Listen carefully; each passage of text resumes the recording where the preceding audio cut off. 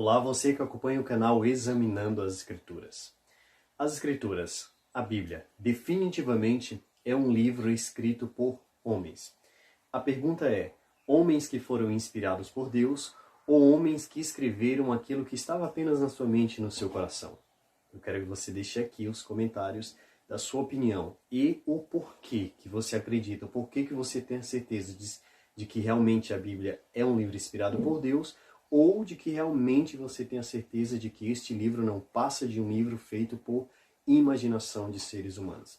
E neste vídeo eu quero falar para vocês o porquê que eu tenho a certeza de que este livro é inspirado por Deus. O melhor argumento que eu tenho para dizer que esse livro é um livro inspirado por Deus é o poder que ele tem de transformar vidas.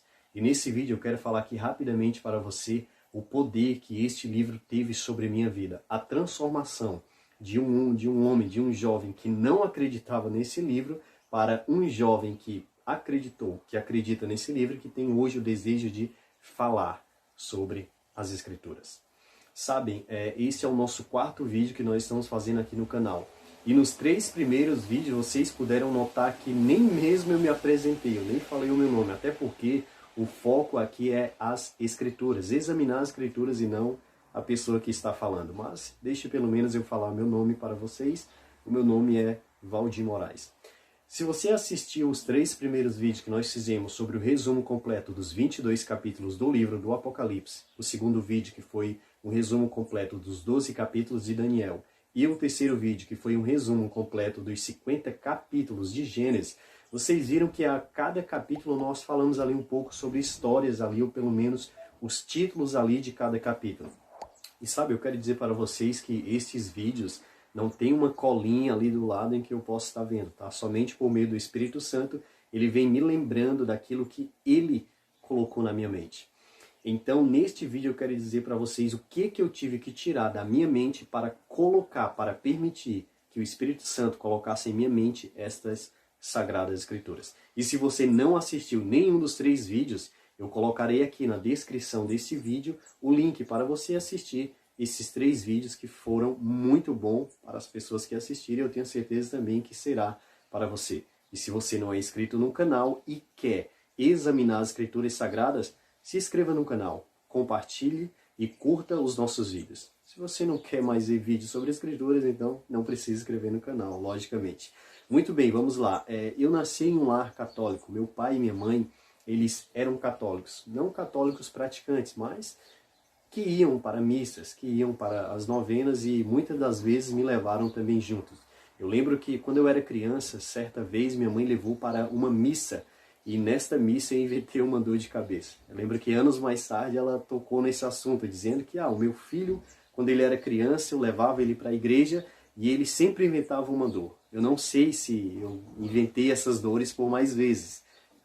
Pela fala dela, parece que sim. Eu lembro de uma única vez desse episódio.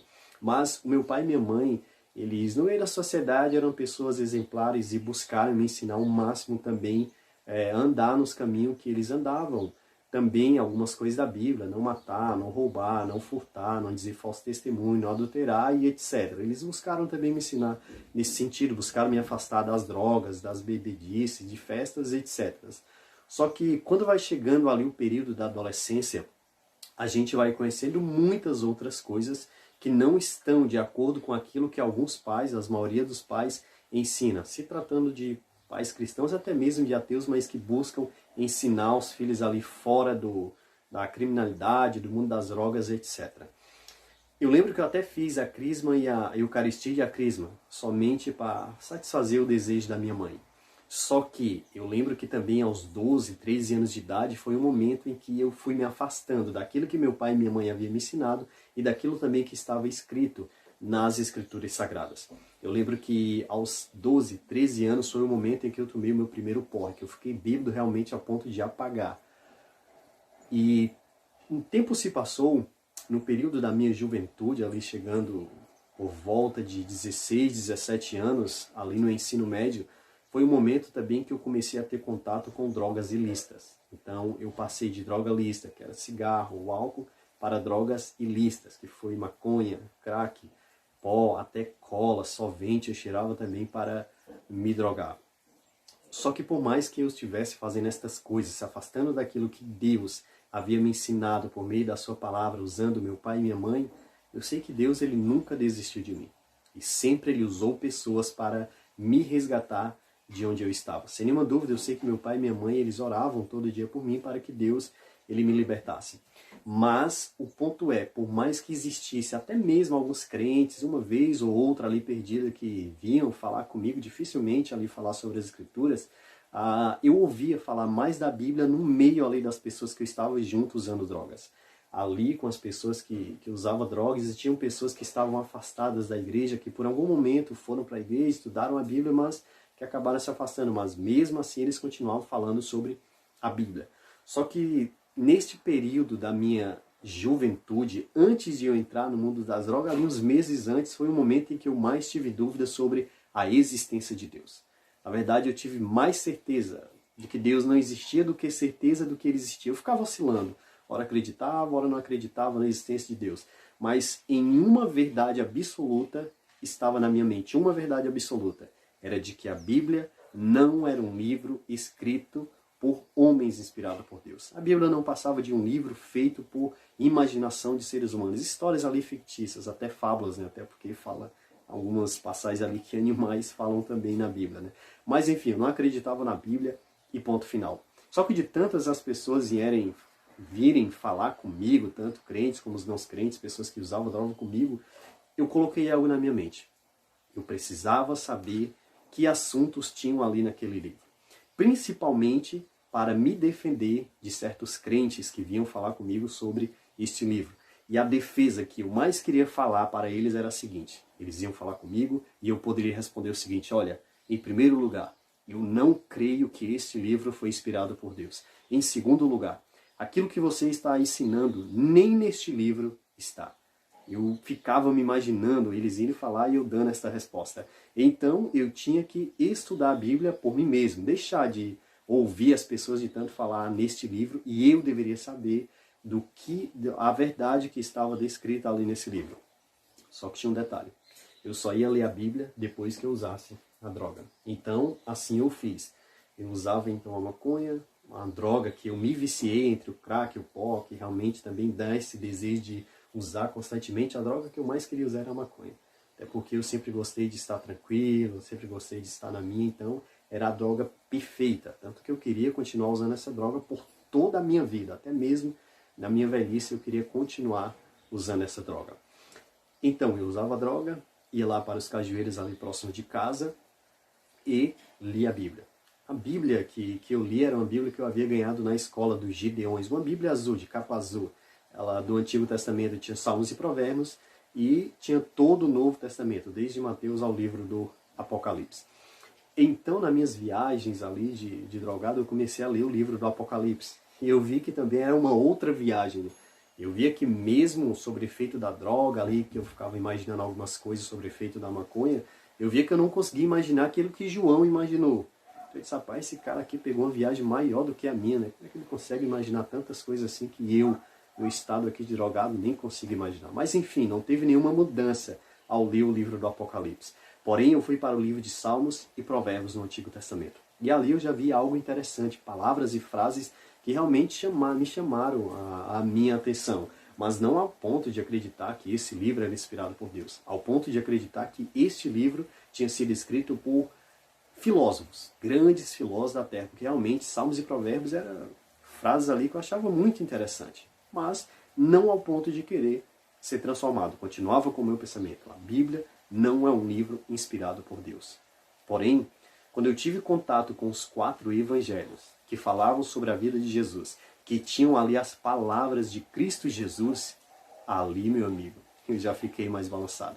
Porque eu via que aquelas palavras eram as palavras diferentes que eu estava acostumado a ouvir, principalmente de alguns cantores, de algumas bandas que eu gostava bastante de ouvir músicas, né, como Humberto Gessinger, do Engenheiros do Havaí, Chorão, do Charlie Brown Jr., Renato Russo, do Legião Urbana, e principalmente o cara que eu mais admirava, que eu sempre acompanhava, as músicas do Racionais MC, com seu vocalista principal, Mano Brown. Esse era o top, esse era o cara que eu ouvia, eu achava muito interessante as letras dos Racionais MCs.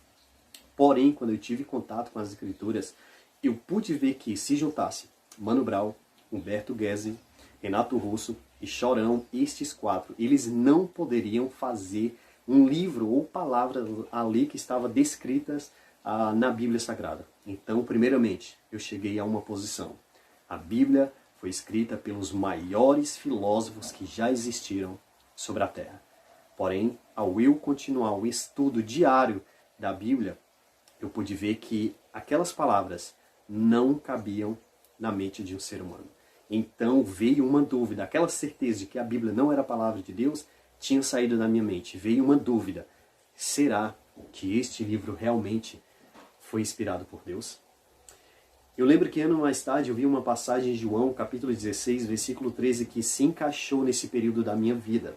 Nesta passagem, Jesus, falando sobre o Consolador, ele nos diz o seguinte: quando vier, porém, o Espírito da verdade, ele vos guiará a toda a verdade. Eu queria saber qual era a verdade que estava escrito naquele livro.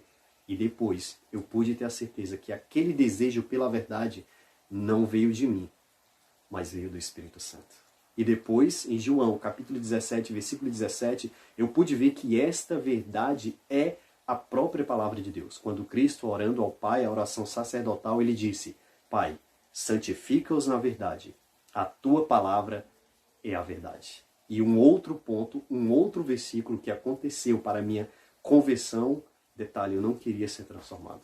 Eu não queria deixar de usar droga. Eu não queria parar com aquela minha vida que eu achava tão bom, para mim era ótimo. Estava muito bom para mim, para que eu pudesse deixar aquela droga. Não, eu achava, estava incrível. Porém, esta verdade, ela me libertou. E eu vi outro versículo que se cumpriu também na minha vida. João capítulo 8, versículo 32. E conhecereis a verdade, e a verdade vos libertará. E sabe, esta é uma pergunta que eu faço principalmente para os ateus. Se realmente a Bíblia não é um livro inspirado por Deus, de onde vem o seu poder para transformar tantas vidas? Se a Bíblia realmente não foi e não é um livro inspirado por Deus, por que depois de 2000 anos ela continua sendo um livro tão atual e tão essencial para a vida das pessoas? Com relação à transformação, algumas pessoas podem dizer: não, mas existem pessoas que estão sedentas por transformação, por libertação, estão com problemas, com dificuldade, e a Bíblia ela manipula a mente dessas pessoas que acabam entrando para a igreja e no momento de fraqueza elas acreditam em Deus e na Bíblia.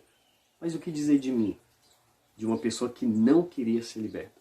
De uma pessoa que procurou ler a Bíblia não para deixar de usar droga, pelo contrário, eu queria continuar usando droga.